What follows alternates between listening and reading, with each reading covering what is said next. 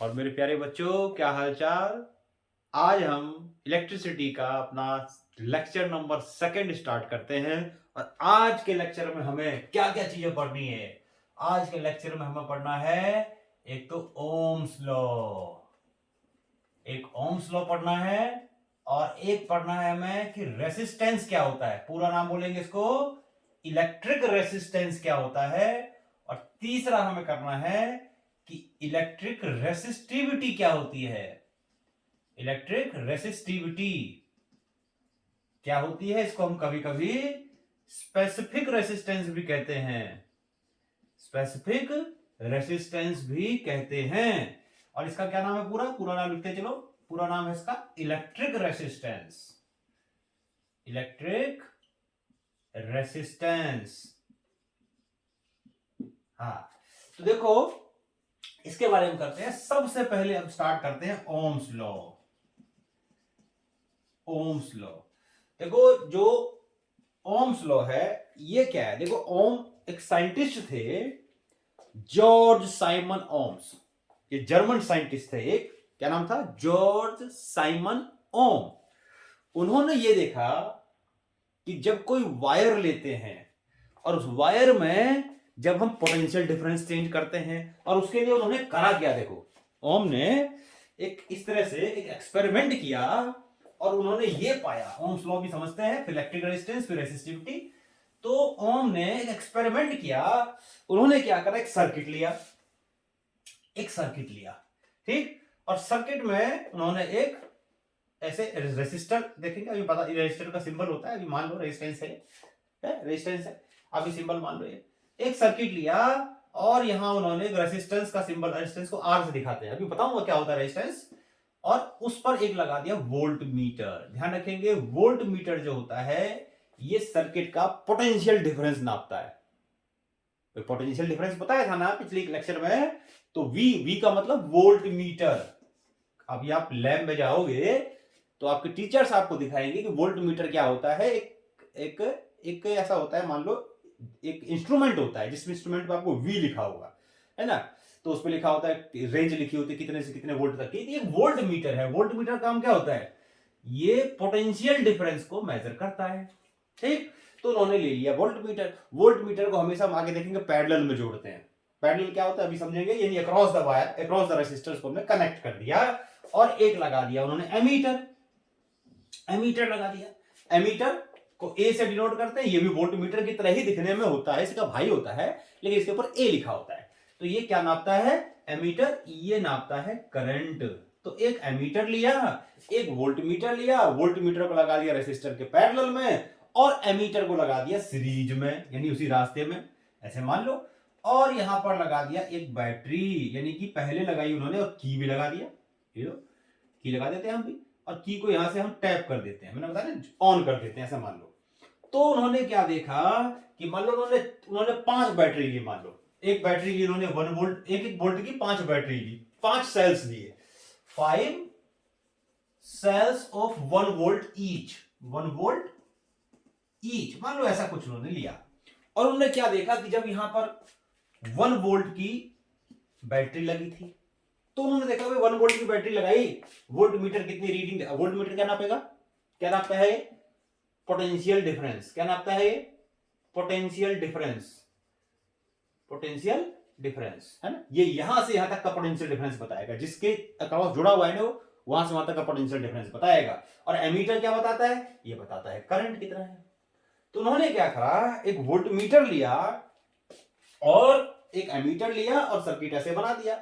और जैसे उन्होंने देखा कि 1 वोल्ट की यहां से बैटरी ली, तो उन्होंने देखा भाई यहां पोटेंशियल डिफरेंस कितना है, करंट कितना है, नोट कर लिया उन्होंने। तो ये मान लो उन्होंने पाया कि पोटेंशियल डिफरेंस था 1 वोल्ट का, करंट आया 1 एम्पियर का, मान लो ऐसा कुछ आया। फिर उन्होंने क्या करा, यहां पर बैटरी का वोल्टेज चेंज कर दिया, 1 की जगह 2 वोल्ट ले लिया, फिर करंट नापा, करंट कितना आ गया। तो इस बार उन्होंने पाया कि जब 2 वोल्ट का करंट था तो 2 एम्पियर करंट मिला उनको। फिर उन्होंने फिर चेंज किया, भाई क्या हो रहा है, फिर चेंज किया, 3 वोल्ट कर दिया, फिर करंट नापा, फिर करंट कितना आया, फिर उन्होंने करंट देखा कि 3 वोल्ट पे करंट 3 एम्पियर आ रहा है। फिर ऐसे 4 वोल्ट लिया, 4 वोल्ट पे करंट 4 एम्पियर आ रहा है। तो उन्होंने ये देखा कि जैसे जैसे वो वोल्टेज को बढ़ा रहे थे, यानी कि पोटेंशियल डिफरेंस को बढ़ा रहे थे, वैसे वैसे करंट भी बढ़ रहा था। तो उन्होंने ग्राफ जब बनाया किसके बीच में, ग्राफ जब उन्होंने बनाया पोटेंशियल डिफरेंस और करंट के बीच में, पोटेंशियल डिफरेंस और करंट के बीच में जब उन्होंने ग्राफ बनाया तो ग्राफ उनका आया ऐसे स्ट्रेट। देखो स्ट्रेट ये आएगा, ये जैसे ये बढ़ रहा है वैसे ये बढ़ रहा है, ये बढ़ रहा है वैसे ये, वैसे ये, वैसे ये, जैसे ये वैसे ये। यानी कि अगर हम देखेंगे तो कोई भी चीज स्ट्रेट लाइन कब आती है, जब एक इंक्रीज करता है तो दूसरा भी उसी रेशियो में इंक्रीज करता है। तो उन्होंने ये पाया कि जैसे जैसे पोटेंशियल डिफरेंस वो बढ़ा रहे थे वैसे वैसे सर्किट में करंट भी बढ़ रहा था।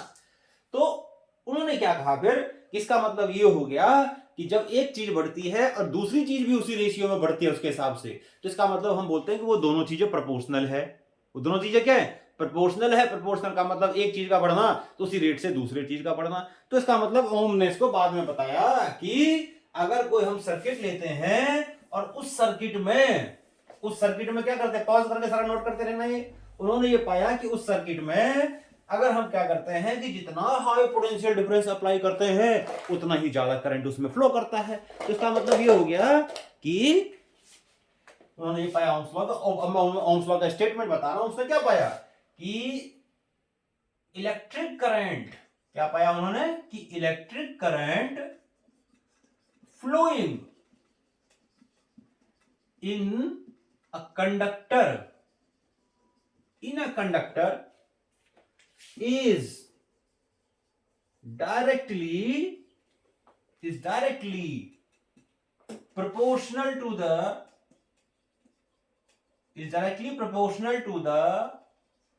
electric potential difference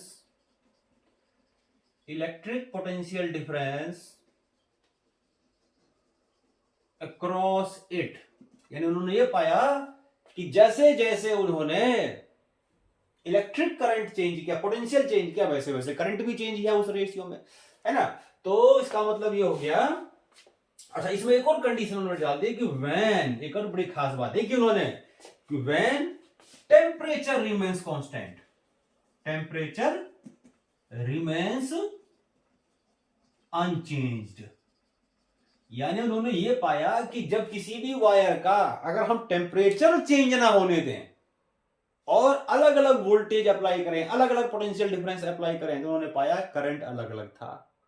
तो इसका मतलब ये हुआ कि V प्रोपोर्शनल किसके था, प्रोपोर्शनल का चिन्ह ये होता है ना साइन, तो V प्रोपोर्शनल किसके था, I के।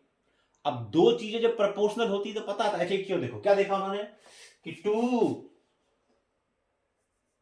और ये I था तो 1 1 2 2 ऐसे पाया उन्होंने, 3 3। अब जरूरी है ऐसा हो, तो मैं बता रहा हूं ऐसा कि 1 वोल्ट 1 एम्पियर करंट, वैसे तो 1 वोल्ट 1 एम्पियर करंट नहीं होता है, आगे देखोगे काफी कम। 1 ampere current is a very large current, तो इतना कम करंट नहीं होता है। मिली में मान लो इस तरह से बहुत कम, मैंने बताया ना मिली में करंट नापते हैं। तो वैसे एग्जांपल लेके बता रहा हूं मैं कि 1 वोल्ट से कभी भी 1 एम्पियर करंट प्रोड्यूस नहीं होगा, क्योंकि 1 एम्पियर करंट बहुत लार्ज करंट होता है। वैसे एग्जांपल बता रहा हूं एक। तो ये हो गया, ये हो गया। तो इसका मतलब अगर एक जितना ये बढ़ रहा है उस रेशियो में ये बढ़ रहा है, जितना ये बढ़ रहा है उसी रेशियो में ये बढ़ रहा है, जितना ये। अच्छा, इसका दूसरा एक और चीज हो सकता है कि मान लो V का अगर मैं लूं कि V मान लो ले लो 2 और ये ले लो 4 4, है ना। तो ये कितना आएगा, अच्छा उसका मान लो ये मैंने कर दिया 4, ये हो गया 8, ये हो गया मान लो 6, तो ये हो गया 12, ये हो गया 8, तो ये हो गया 16, इस तरह से। तो यहां भी क्या दिख रहा है, यहां भी ये दिख रहा है कि ये और ये है ना, इन दोनों का रेशियो क्या है, कांस्टेंट है। इन दोनों का रेशियो अगर देखो, this by this, this by this, this by this, this by this, this by this, क्या आ रहा है 1/2 आ रहा है। ऐसे ही तो दो चीजें जब प्रोपोर्शनल होती है तो उसका रेशियो हमेशा क्या होता है, कांस्टेंट होता है। तो इसका मतलब ये हो गया जब V प्रोपोर्शनल है I के तो V/I ये आएगा कांस्टेंट। क्या आएगा ये, कांस्टेंट। जब दो चीजें एक दूसरे के प्रोपोर्शनल होती है, यानी जैसे एक बढ़ रहा है वैसे उसी रेशियो में दूसरा बढ़ रहा है, तो उनका रेशियो क्या रहेगा, उसका रेशियो कांस्टेंट रहेगा। तो यानी ओम्स ने ये पाया कि जब एक कंडक्टर लेते हैं और कंडक्टर में अलग अलग पोटेंशियल डिफरेंस हम अप्लाई करते हैं, तो उन्होंने पाया कि जितना पोटेंशियल डिफरेंस बढ़ा रहे हैं उसी रेशियो में करंट बढ़ रहा है। तो उन्होंने पाया कि V/I का रेशियो तो कांस्टेंट रहता है। और उन्होंने बताया कि जो V/I है ना, जो रेशियो, इसको ओम्स लॉ बोलते हैं, है ना, इसको ओम्स लॉ बोलते हैं। और V/I का जो रेशियो जो कांस्टेंट होता है ना, उस कांस्टेंट को कहते हैं रेसिस्टेंस या इलेक्ट्रिक रेसिस्टेंस। क्या कहते हैं इसको, इस कांस्टेंट को जो v अपॉन आई का, v को i से डिवाइड करने से यहां पर डिवाइड किया, v को i से कितना आया 1 1 1 1/2 1/2 1/2 1/2, तो इसका रेसिस्टेंस क्या होगा 1/2, इसका रेसिस्टेंस क्या होगा 1, है ना। तो इसको क्या बोलते हैं, इलेक्ट्रिक, इस कांस्टेंट को इलेक्ट्रिक रेसिस्टेंस बोलते हैं, इलेक्ट्रिक रेसिस्टेंस बोलते हैं। तो v ये हो गया ओम्स लॉ और ये हो गया electric resistance. What is electric resistance, अगर हम सोचें, ये पॉज करके नोट करो, तो ये ओम्स लॉ समझ में आ गया क्या होता है। ओम्स लॉ हमेशा ध्यान रखना कि करंट, पोटेंशियल डिफरेंस और करंट के बीच का ग्राफ कैसा आएगा, स्ट्रेट आएगा, स्ट्रेट। इसलिए दो चीजें अगर ग्राफ स्ट्रेट आता है इसका मतलब दोनों एक दूसरे के प्रोपोर्शनल है, यानी v प्रोपोर्शनल टू i। और दो चीजें जब प्रोपोर्शनल होती है तो उनका रेशियो हमेशा कांस्टेंट होता है, और v अपॉन i का रेशियो को क्या कहते हैं, रेसिस्टेंस कहते हैं, है ना। अब रेसिस्टेंस को अगर हम समझे कि रेसिस्टेंस होता क्या है, रेजिस्टेंस होता क्या है, तो ओम्स लॉ पढ़ा हमने। अब हम समझते हैं कि रेसिस्टेंस क्या होता है। अब हम समझते हैं रेसिस्टेंस का मतलब, रेसिस्टेंस क्या होता है। देखो तो हाँ, रेसिस्टेंस क्या होता है, तो अभी हम समझेंगे रेसिस्टेंस क्या होता है। तो रेसिस्टेंस यानी कि इलेक्ट्रिक रेसिस्टेंस होगा। देखो क्या, इलेक्ट्रिक रेसिस्टेंस, इसको हम पता है किससे दिखाते हैं, इलेक्ट्रिक रेसिस्टेंस को आर से, कैपिटल आर, यानी v upon I equals to R. Capital R इसका सिंबल होता है इलेक्ट्रिक रेजिस्टेंस का। अब ये इलेक्ट्रिक रेजिस्टेंस हो गया क्या, रेजिस्टेंस वर्ड का मतलब होता है रुकावट। रेजिस्टेंस का मतलब क्या होता है, रुकावट, रुकावट यानी कि रोकना, किसी चीज को अपोज करना। अब देखो होता क्या है पता है, जैसे मान लो मैं मेटल लेता हूं, मेटल में करंट क्या होता है, इसको ऐसे समझो, जनरल लैंग्वेज में समझाता हूं। करंट क्या होता है, flow of electron in a definite direction. और एक कंडक्टर में क्या एक आध इलेक्ट्रॉन होते हैं, एक कंडक्टर में क्या एक आध इलेक्ट्रॉन होते हैं भाई, एक कंडक्टर में मिलियंस ऑफ इलेक्ट्रॉन होते हैं, लाखों करोड़ों अरबों खरबों इलेक्ट्रॉन्स होते हैं ना। अब इतने भीड़ में अगर कोई भागेगा तो टक्कर नहीं मारेगा क्या एक दूसरे को। तुम्हें अगर मान लो जैसे मैं इस रूम में हूं, या मतलब आप कहीं मेला लगा हुआ, मेला बाजार लग रहा है, बाजार में के भागो भागो तो क्या होगा, जब बाजार में भागोगे भगदड़ मचेगी, टकराओगे नहीं क्या आपस में दूसरे से। तो जब इलेक्ट्रॉन क्या होगा, एक कंडक्टर में इतने सारे इलेक्ट्रॉन्स होते हैं, और जब वो मूव करते हैं तो आपस में कोलिजन होगा इनका, और जब इनका कोलिजन होगा तो इसी को तो रेजिस्टेंस बोलते हैं, वही तो रुकावट है। अब एक कोई किसी को रास्ता मिल रहा है फ्री, सरपटा भाग रहा है बिना बिना रुकावट के, खाली जगह है, तो रेजिस्टेंस जीरो। जितनी चीज में भरते जाओगे, जितना इलेक्ट्रॉन भरते जाओगे उतना ज्यादा टकराएगा, तो जितना ज्यादा टकराएगा रेजिस्टेंस उतना ही ज्यादा। तो इलेक्ट्रिक रेजिस्टेंस का मतलब है रुकावट। रुकावट किसकी वजह से है, कोलिजन बिटवीन इलेक्ट्रॉन्स, है ना। दूसरे वर्ड में इसको ये भी समझ सकते हैं, देखो क्या होता है कि किसी भी मेटल के अंदर जो एटम्स, जब इलेक्ट्रॉन जब बाहर निकल जाते हैं, है ना, एटम से बाहर निकल जाते हैं, फ्री इलेक्ट्रॉन्स जो होते हैं बाहर निकल जाते हैं, वो भागते रहते हैं। तो एटम्स क्या करता है, उसको अपनी तरफ खींचता है, अपनी तरफ उसको खींचता है ना। तो वो खींचना इसी की वजह से क्या होता है कि इलेक्ट्रॉन्स जो होते हैं वो इजीली मूव नहीं कर पाते, उनको मूव करने में दिक्कत होती है। किसी को ज्यादा दिक्कत होती है, किसी को कम दिक्कत होती है, किसी को बहुत कम दिक्कत होती है। तो जिसको बहुत कम दिक्कत होती है कहते हैं भाई इसका तो रेजिस्टेंस बहुत कम है, जिसको ज्यादा दिक्कत होती है उसको कहते हैं इसका रेजिस्टेंस ज्यादा है, और जो कहते हैं बहुत ज्यादा दिक्कत होती है तो बोलते हैं रेजिस्टेंस बहुत ज्यादा है, रेजिस्टेंस उसका बहुत ज्यादा होता है। समझ में आ गया। तो जिसका रेजिस्टेंस, यानी कि रेजिस्टेंस का मतलब क्या है, अगर डिफाइन करेंगे क्या रेजिस्टेंस, अगर हम नॉर्मली समझेंगे व्हाट इज रेजिस्टेंस, मैंने बताया रुकावट, है ना। तो electric resistance of a circuit is defined as the obstruction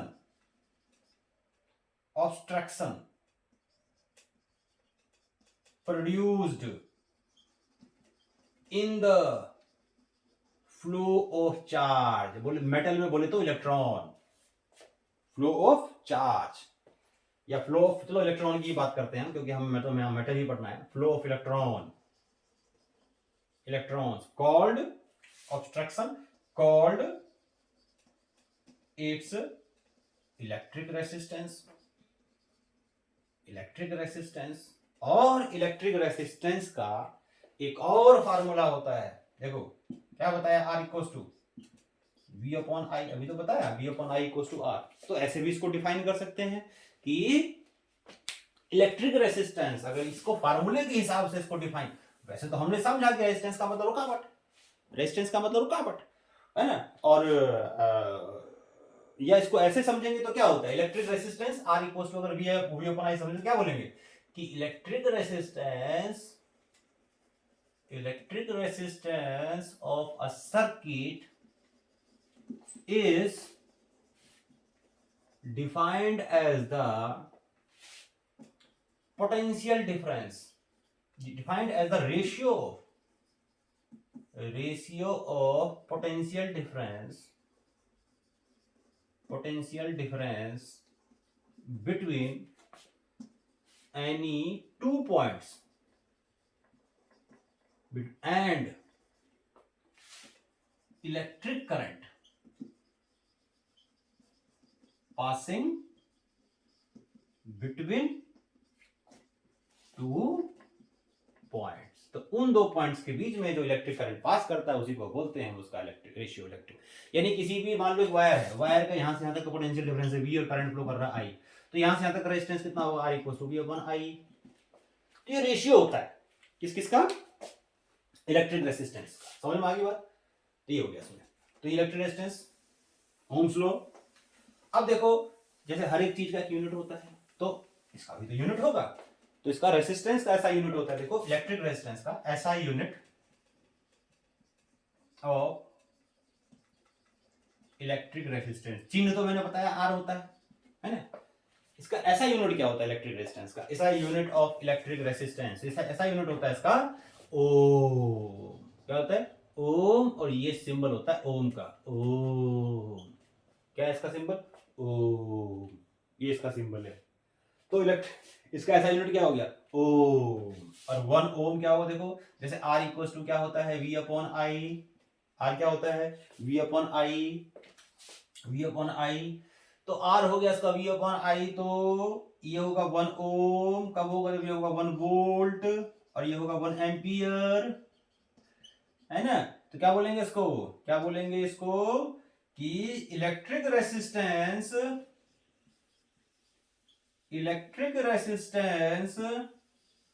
of a wire is said to be 1 ohm if a current of if a current of 1 ampere, if a current of 1 ampere flow across a potential difference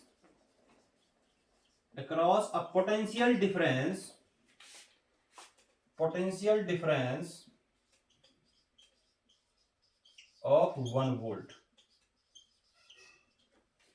The electric resistance of a wire, इसको दिख रहा हाँ, electric resistance of a wire is said to be 1 ohm if a current of 1 ampere flows across a potential difference of 1 volt. तो 1 ओम हो गया तुम्हारा किसका, तो 1 वोल्ट आ गया तुम्हारा, 1 ओम इक्वल्स टू 1 वोल्ट पर एम्पियर। याद रखेंगे इसका ऐसा यूनिट, याद रहेगा, तो ये इसका ऐसा यूनिट हो गया। अब देखो होता क्या है, अब होता ये है कि अलग अलग वायर का अलग अलग, इसमें चलो बाद में देखते हैं, उससे पहले हम देखते हैं कि रेसिस्टेंस कौन कौन सी चीजों पर डिपेंड करता है, रेसिस्टेंस वायर का कौन कौन सी चीजों पर डिपेंड करता है। देखो तो ये बहुत इंपॉर्टेंट फार्मूला है, याद रखना, क्योंकि इस पे कुछ क्वेश्चंस कराऊंगा मैं। देखो क्या कहता है कि फैक्टर्स अफेक्टिंग इलेक्ट्रिक रेसिस्टेंस, कौन कौन से फैक्टर्स होते हैं जिस पर इलेक्ट्रिक रेसिस्टेंस डिपेंड करता है, on what factor electric resistance depend. तो इलेक्ट्रिक रेसिस्टेंस डिपेंड करता है, सबसे पहले देखो कि इलेक्ट्रिक रेसिस्टेंस डिपेंड करता है length of conductor. What is L, L मतलब लेंथ ऑफ कंडक्टर, यानी कि जितना बड़ा वायर होगा उसका रेसिस्टेंस उतना ही ज्यादा होगा। एक वायर को मैं जितना खींचता जाऊं, बड़ा करता जाऊं, रेजिस्टेंस क्या होता जाएगा उसका उतना ही बढ़ता जाएगा। याद रख लो, दिमाग में छाप लो इस चीज को। क्या होता है, एक वायर को जितना बड़ा खींचते जाओ वायर का रेजिस्टेंस उतना ही बढ़ता जाएगा कि रेजिस्टेंस डायरेक्टली प्रोपोर्शनल होता है लेंथ के। बड़े वायर का रेजिस्टेंस ज्यादा होता है, छोटे वायर का रेजिस्टेंस कम होता है। मैं एक मटेरियल की बात कर रहा हूं, जैसे मैंने कॉपर लिया, कॉपर का वायर, तो कॉपर का वायर को मैं जितना बड़ा करूंगा रेजिस्टेंस उसका उतना ही बढ़ता जाएगा। दूसरी चीज, रेजिस्टेंस इनवर्सली प्रोपोर्शनल होता है एरिया के, यानी कि जितना पतला वायर होगा रेजिस्टेंस उतना ही ज्यादा होगा। कभी कभी आपने सोचा है कि पतला वायर जल्दी से क्यों फूक जाता है, मोटे वायर जल्दी से क्यों नहीं फूकते? जो केबल होते हैं वो हमेशा मोटे वायर से क्यों बनाए जाते हैं? कभी सोचा है? कभी सोचा है? कभी ये सोचा है कि जो बिजली के तार होते हैं मोटे वाले, वो ऐसे क्यों होते हैं? बहुत सारे तारों को, पतले पतले पतले पतले तारों को ऐसे आपस में लपेट के बनाते हैं ना, तो बड़ा सा तार बिजली खंभों पे देखा है ना, क्या होता है बिजली खंभों पे कि एक पतले पतले पतले तार को आपस में लपेट के रस्सी जैसा बना करके वायर बनाते हैं। क्यों भाई? क्यों इतना टाइम वेस्ट करते हैं? पगले पगले हैं क्या? वो साला इतना टाइम क्यों वेस्ट करता है बनाने में? पहले बताओ। कोई ना कोई तो रीजन होगा, कोई ना कोई तो रीजन होगा कि रस्सी जैसे वायर बनाते हैं। क्यों भाई? रस्सी जैसे इसलिए वायर बनाते हैं क्योंकि एक वायर का एरिया, एक वायर का एरिया, एरिया का मतलब ये समझो, इसमें ये वाला एरिया, ये वायर लिया तो ये वाला है, इसको कभी कभी हम क्रॉस सेक्शन एरिया कहते हैं। क्या कहते हैं? Cross section area. तो एक वायर का क्रॉस सेक्शन एरिया, और उसमें होंगे ऐसे सैकड़ों वायर, पतले पतले वायर। सबके एरिया को जोड़ दोगे तो एरिया बहुत ज्यादा बढ़ जाएगा, तो एरिया बढ़ जाएगा तो रेजिस्टेंस कम हो जाएगा। इसीलिए इसीलिए जो केबल के वायर्स होते हैं उसमें बहुत पतले पतले वायर को रस्सी जैसे बना करके छोड़ते हैं। क्यों? क्योंकि एरिया बढ़ जाए, एरिया बढ़ जाएगा तो रेजिस्टेंस क्या हो जाएगा? कम हो जाएगा। तो मोटे वायर का रेजिस्टेंस कम होता है, पतले वायर का रेजिस्टेंस ज्यादा होता है। इसलिए पतले वायर जल्दी से फूक जाते हैं, क्योंकि पतले वायर का रेजिस्टेंस आगे होता है, आगे हम पढ़ेंगे हीटिंग इफेक्ट। पतले वायर ज्यादा हीट प्रोड्यूस करेगा, वो फूक जाएगा। समझ में आ गई बात? तीसरी चीज आती है, देखो नेचर। वो फार्मूले में नहीं आएगा, वो नेचर का कोई फार्मूला नहीं होता। नेचर जैसे मैंने बताया, कॉपर का रेजिस्टेंस कम होता है, एल्यूमिनियम का थोड़ा ज्यादा होता है, आयरन का और थोड़ा ज्यादा होता है ना, और वुड और प्लास्टिक इस तरह की चीजों का रेजिस्टेंस बहुत ज्यादा होता है। तो नेचर हो गया। तो अलग अलग चीजों का रेजिस्टेंस, अगर हम एक वायर का सेम लेंथ लेते हैं, सेम एरिया लेते हैं, सब कुछ सेम लेते हैं, है ना, तो कुछ वायर का रेजिस्टेंस मान लो 1 मीटर लंबा और 1 मीटर स्क्वायर एरिया, एक ले लिया मैंने कॉपर, एक ले लिया मैंने आयरन, एक ले लिया मैंने एल्यूमिनियम, तो उनका रेजिस्टेंस अलग अलग होगा। क्यों? क्योंकि इनका नेचर अलग अलग है ना। तो सेम लेंथ होगा, सेम एरिया होगा, सब अलग अलग वायर का, लेकिन सबका रेजिस्टेंस अलग अलग होगा। क्यों? क्योंकि अलग अलग नेचर है। एल्यूमिनियम अलग है, कॉपर अलग है, आयरन अलग है, सबका रेजिस्टेंस अलग अलग है, वुड अलग है, प्लास्टिक अलग है। तो नेचर पे डिपेंड करता है। तो ये वो फिजिकल कंडीशंस है जिस पर डिपेंड करता है रेजिस्टेंस। और एक साथ लिख देंगे तो रेजिस्टेंस प्रोपोर्शनल हो गया किसके? रेजिस्टेंस प्रोपोर्शनल हो गया लेंथ और एरिया के। ठीक। और यहां जब कांस्टेंट लगाते हैं तो कांस्टेंट लगा देते हैं रो। देखो बड़ी इंपॉर्टेंट चीज बता रहा हूं, रो। इसको क्या बोलते हैं? रो। रो बोलते हैं। रो ने मत लगना, रो से रो, रो ने मत लगना। रो का मतलब है, इस रो का मतलब, इस सिंबल का मतलब होता है रो। इसको रो ऐसे लिखते हैं, रो। रो पी की तरह होता है, हल्का सा पी ना, पी, हाँ पी जैसा। ठीक।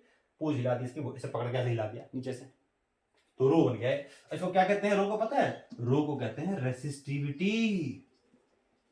रेसिस्टिविटी या स्पेसिफिक रेसिस्टेंस। Specific resistance.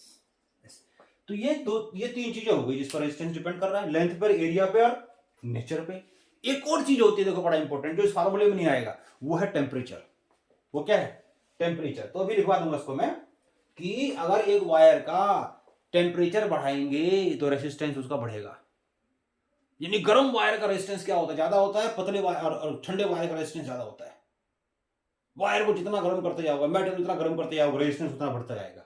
जितना कम करोगे उतना रेजिस्टेंस कम होता जाएगा। तो ये तो फिजिकल कंडीशंस होगी। रो क्या कहते हैं? रेजिस्टिविटी या स्पेसिफिक रेजिस्टेंस। अब ये होता क्या है देखो, अब ये होता क्या है? रेजिस्टिविटी क्या होती है? अब हम इसके आगे रेजिस्टेंस से किसके आगे? रेजिस्टिविटी पे आगे, है ना। रेजिस्टिविटी होती क्या है? देखो रेजिस्टिविटी होती क्या है, तो एक बार मैं तुम्हें बता देता हूं कि रेजिस्टिविटी फैक्टर लिखना है तो क्या क्या लिखेंगे, कौन कौन से फैक्टर पर रेजिस्टेंस डिपेंड करता है। मैं यहां लिखता हूं साइड में, नोट कर लो आप सारे। Factors affecting resistance. पूछे कौन कौन से फैक्टर रेजिस्टेंस पर डिपेंड करते हैं, अफेक्टिंग रेजिस्टेंस। पहला लेंथ पर। कैसे?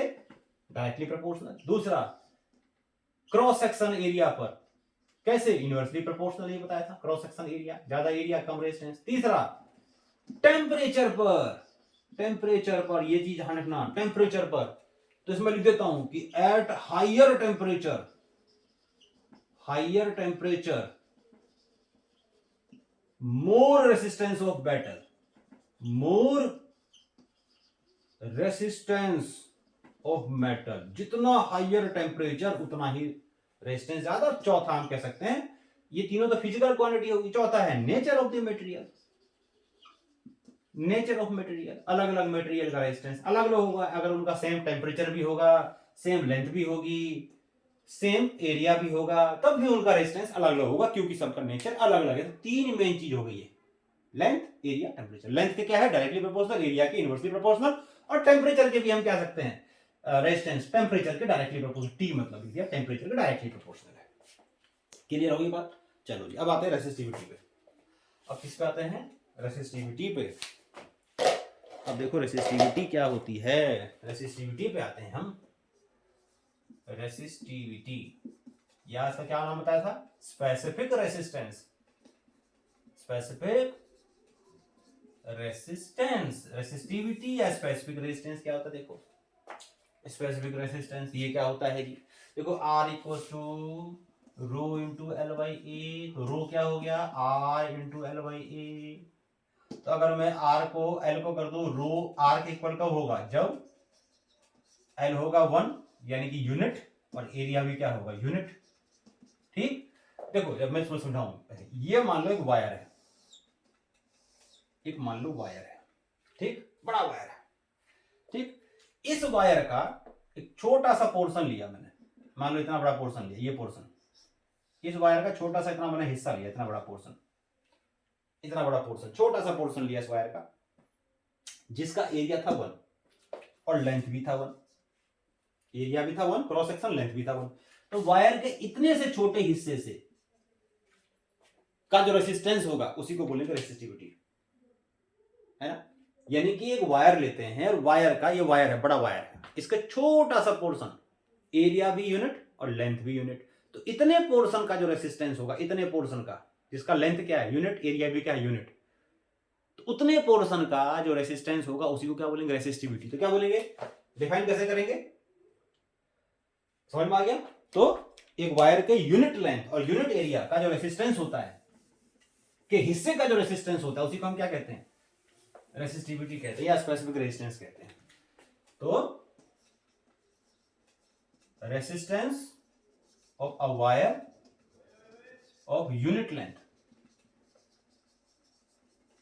And unit cross section, and unit cross section area, unit cross section area called its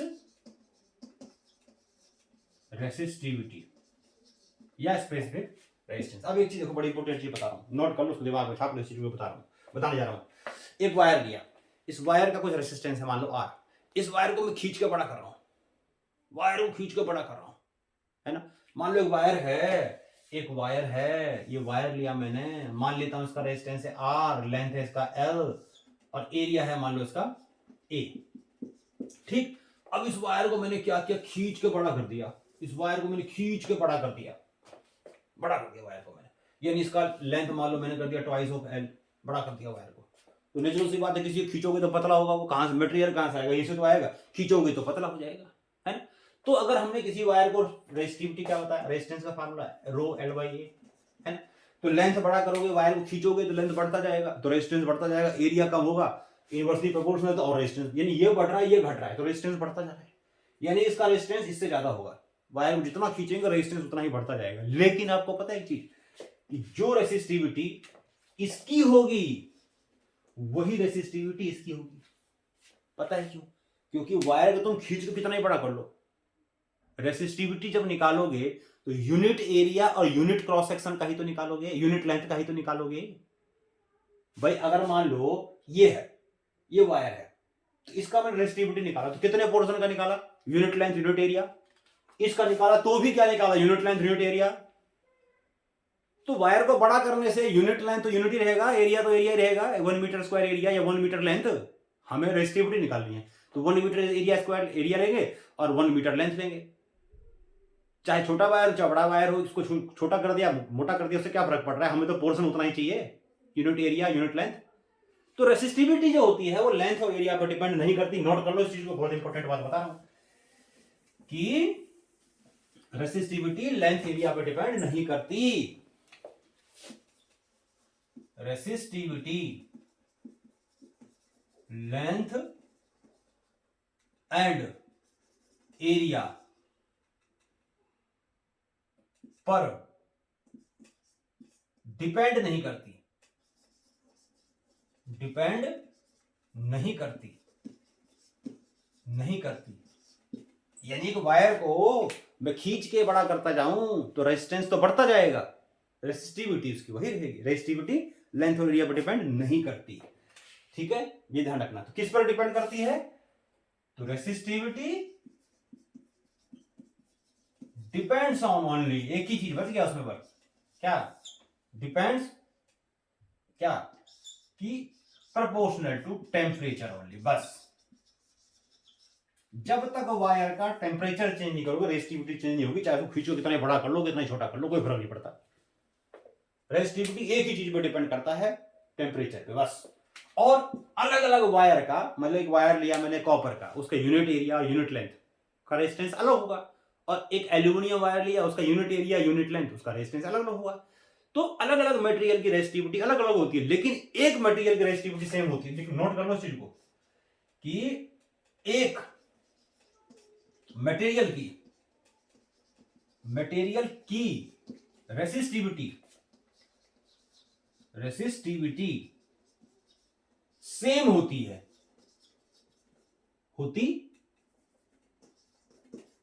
same होती है, लेकिन दूसरी बात क्या कह रहा हूं, अलग अलग मटेरियल की, अलग अलग मटेरियल की रेसिस्टिविटी अलग अलग होती है, रेसिस्टिविटी अलग अलग होती है। क्लियर है, एक मटेरियल की रेसिस्टिविटी एक होती है अलग अलग की, तो सिर्फ टेम्परेचर के साथ, यानी एक मटेरियल का रेसिस्टिविटी टेम्परेचर के साथ वेरी करेगा, बस टेम्परेचर बढ़ाते जाओ रेसिस्टिविटी बढ़ती जाएगी, टेम्परेचर बढ़ाओ रेसिस्टिविटी बढ़ती जाएगी, घटती जाएगी। समझ में आ गया, लेंथ और एरिया पर डिपेंड नहीं करता। क्लियर, चलो आगे बढ़ते हैं। इसका असाइनमेंट क्या होगा, देखो रेसिस्टिविटी का ऐसा यूनिट क्या होगा, क्या था फार्मूला रेसिस्टिविटी का, रो इक्वल्स टू आर और ए बाई एल। आर का ऐसा यूनिट क्या होता है पता है, ओम। एरिया क्या होता है, मीटर स्क्वायर। लेंथ का क्या होता है, मीटर। क्या बच गया, 1 मीटर से 1 मीटर कट गया तो ओम मीटर। क्या हो गया, ओम मीटर। ये ऐसा यूनिट हो गया किसका, रेसिस्टिविटी का, ठीक, ये ऐसा यूनिट हो गया।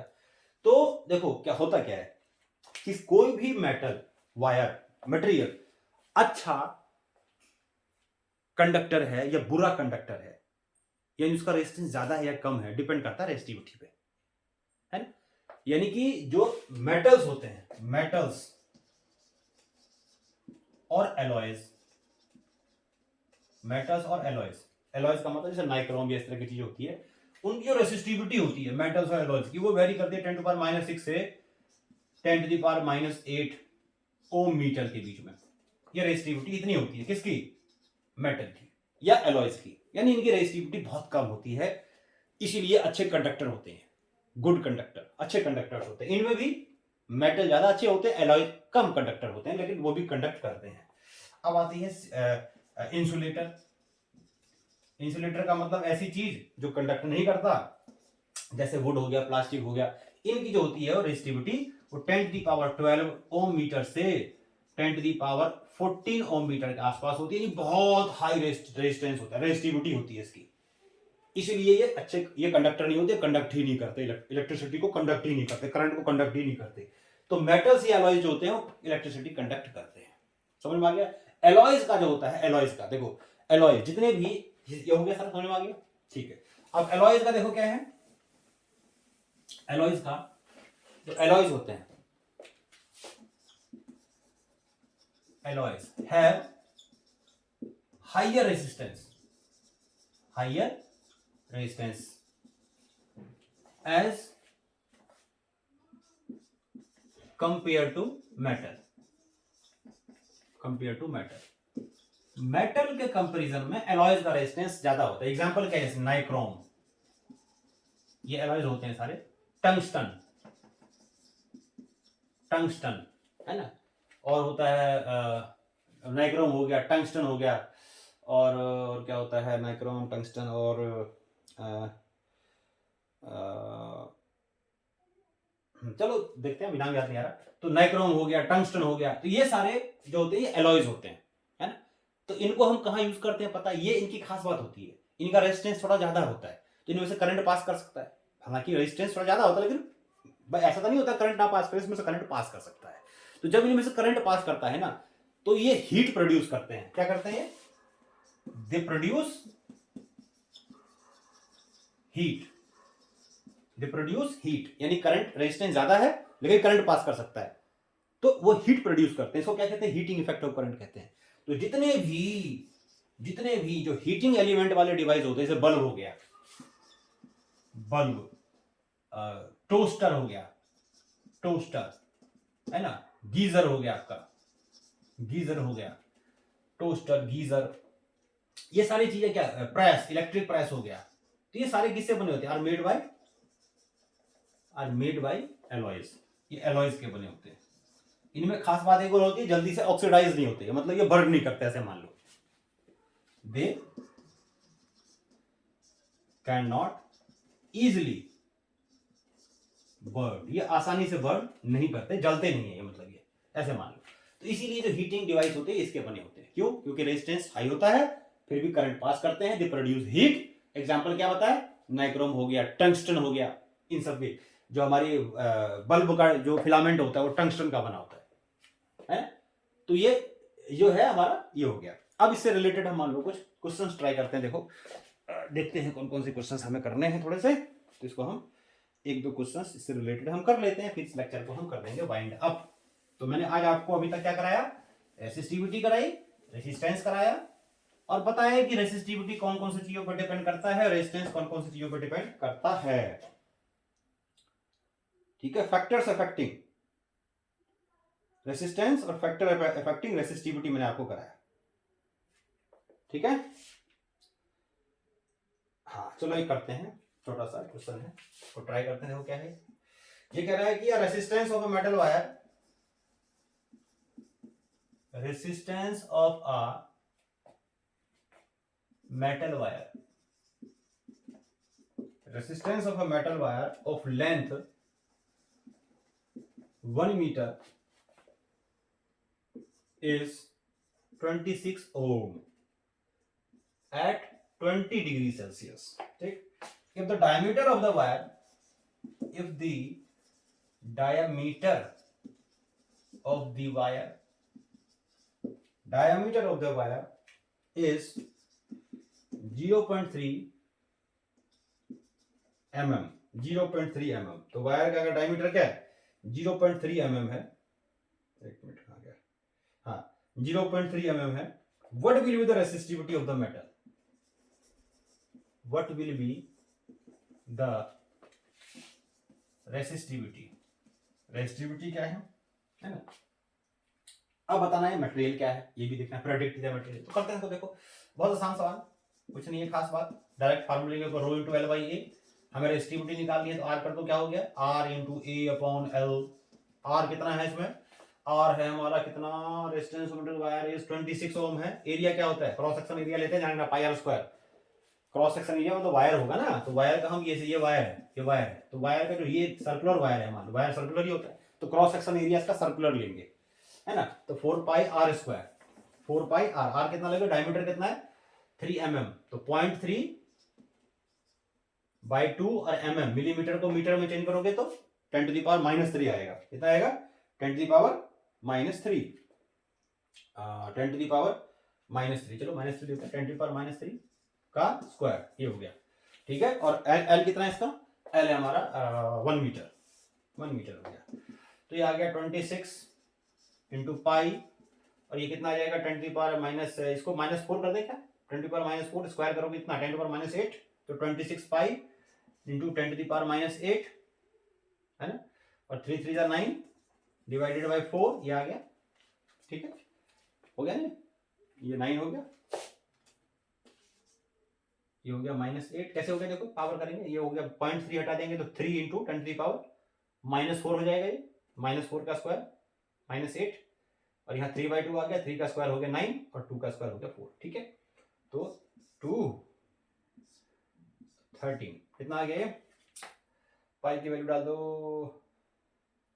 तो ये आ गया 13/2 पाई, 13 इंटू 9 आ गए इसके साथ,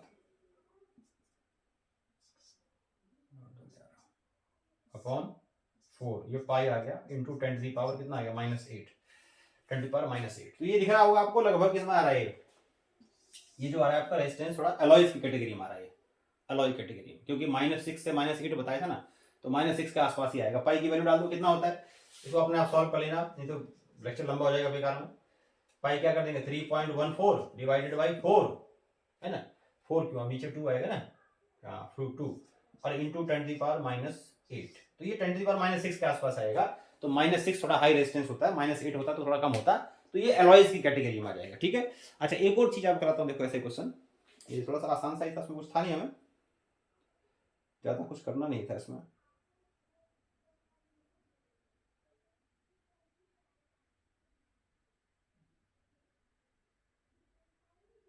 चलो एक और करते हैं, इसको एक और करते हैं।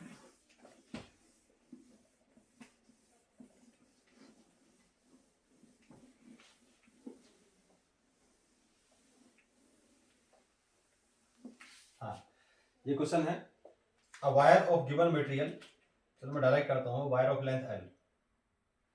क्वेश्चन है, a wire of length L, wire of length L, area A, cross section area, cross section area A, cross section area मान लो इसका ए है, has resistance of 4 ohm, has resistance of 4 ohm, resistance of 4 ohm, 4 ohm इसका resistance है। What would be the resistance of another wire, what would be the resistance of another wire, what is the resistance of another wire of same material, another wire of same material having length L/2 and area A, 2A, ये area 2A, ये तो length इसका क्या है, तो उसका बहुत आसान, आर कितना होगा, रो इंटू L/A, ये रेजिस्टेंस कितना है पता है आपको, रेजिस्टेंस बोला 4 ohm, 4 equals to rho into L/A, equation number 1। अब क्या करते हैं, देखो नए वायर का रेजिस्टेंस निकालना है, मान लेते हैं R डैश, उसका लेंथ कितना है L/2, रो वही रहेगा, मैंने बताया था सेम मटेरियल का वायर होता है, रेजिस्टिविटी सेम होती है, सेम मटेरियल के लिए सेम रेजिस्टिविटी, चाहे लेंथ बड़ा हो चाहे छोटा हो, कोई फर्क नहीं पड़ता। रो लेंथ की जगह डाल दिया L/2, और एरिया इसका 2A है, तो लेंथ ये नीचे नीचे आ जाएगा, तो रो L और ये हो जाएगा 4A, 2 2 4, है ना। और ये चीज देखो, ये चीज क्या है, ये चीज क्या है, ये क्या है, ये तो 4 है, ये चीज तो 4 है, तो R डैश कितना आ गया, फिर R डैश आ गया 4/4, यानी कि 1 ओम इसका रेजिस्टेंस हो गया। क्लियर है। चलो एक और बड़ा अच्छा क्वेश्चन कराता हूँ, थोड़ा अलग सा क्वेश्चन है, इसको मैं कराता हूँ, तो जिसको थोड़ा सा हाई लेवल का करना है, थोड़ा सा इससे, उसके लिए क्वेश्चन थोड़ा ज्यादा अच्छा है। क्या देखो, मान लो ऐसे लिखता हूं, सपोज करो अ वायर ऑफ रेसिस्टेंस R, है ना, इज स्ट्रेस्ड, मान लो इसको हमने खींचा, है ना, so that its length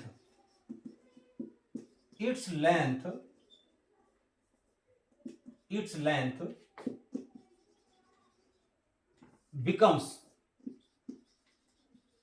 becomes 4 times, मान लो 4 टाइम्स हो गया, या इसका मैं रेजिस्टेंस मान लो ले लेता हूं 4 ओम ही ले लिया, चलो 4 ओम, ठीक, 4 ओम is becomes 4 times.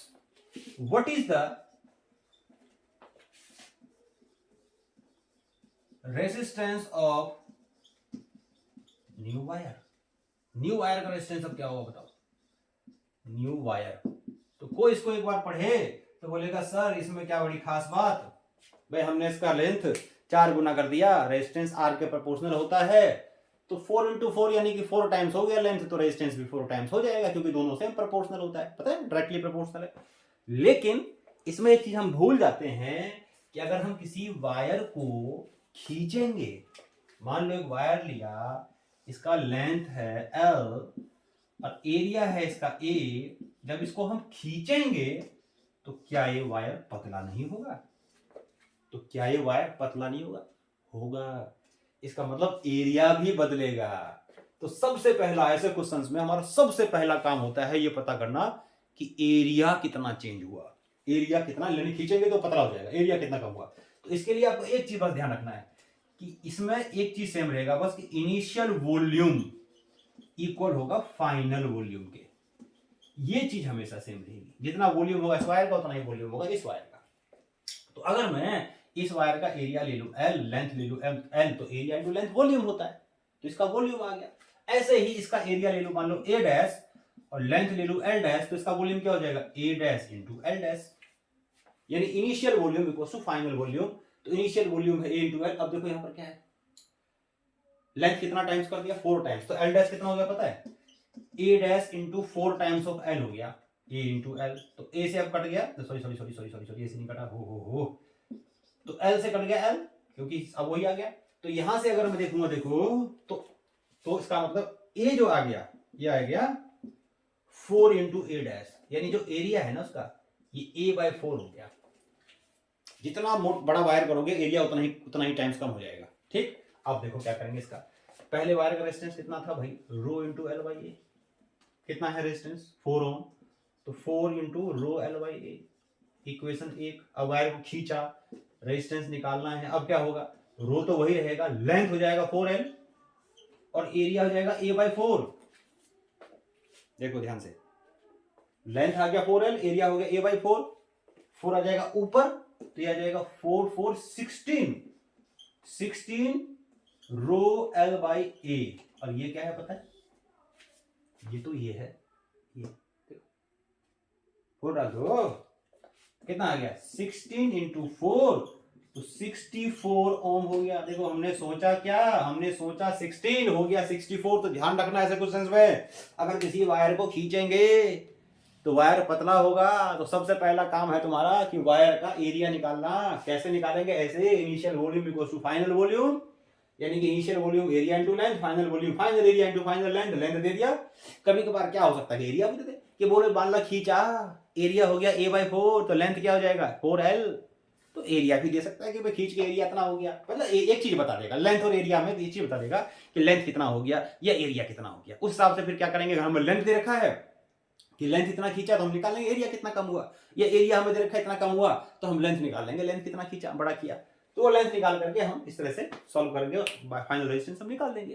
तो ये जो आज आपको मैंने कराया, ये कराया ओम्स लॉ, फिर मैंने आपको कराया रेजिस्टेंस क्या होता है, फिर मैंने आपको बताया क्या कहते हैं रेसिस्टिविटी क्या होती है, फिर मैंने आपको कुछ रिलेटेड न्यूमेरिकल्स कराए। तो आज जो मैंने आपको कराया ये दोबारा से आपको अच्छे से पढ़ना है, 2-3 बार पढ़ना है, वीडियो पॉज कर करके देखते रहना है, क्लियर सब कुछ समझ में आएगा। इससे रिलेटेड कुछ भी आएगा चुटकियों में कर दोगे, गारंटी है मेरी, ठीक है। अब अगले लेक्चर में हम क्या करेंगे, हम रेसिस्टेंस पे आए, अब नेक्स्ट लेक्चर में हम ग्रुपिंग ऑफ रेसिस्टेंस पढ़ेंगे, यानी कि रेसिस्टेंस को जोड़ना सीखेंगे, रेसिस्टेंस का सिंबल भी बनाएंगे, चिन्ह, और उसको जोड़ना भी सीखेंगे। तो ये सब करेंगे हम अगली क्लास में। तब तक के लिए बाय, टाटा, सी यू।